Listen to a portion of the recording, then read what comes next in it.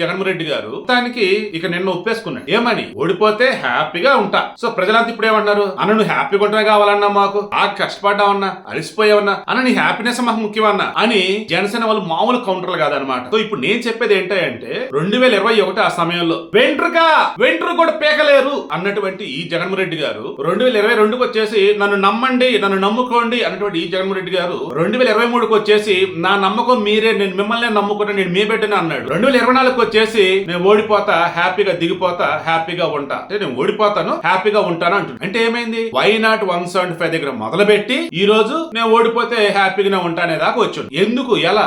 ఎప్పుడైతే పవన్ కళ్యాణ్ ప్రభుత్వ వ్యతిరేక ఓటు చేయలేనని చెప్పాడో ఆ రోజు నుంచి కూడా వైసీపీకి నిద్ర లేకుండా చేస్తుంది పవన్ కళ్యాణ్. ఎలా? ప్రభుత్వ వ్యతిరేక ఓటు చేయలేనని అంటున్నాడు, పొత్తు పెట్టుకుంటాను అంటున్నాడు, సింగిల్ గా రండి సింహం అని అంటూ ఉన్న బాబు మేము పులులు సింహాలం కాదు మనుషులు, మేము పొత్తులు పెట్టుకుని వస్తామయ్యా, మీరు రెండులే బాబు అని అన్నాడు.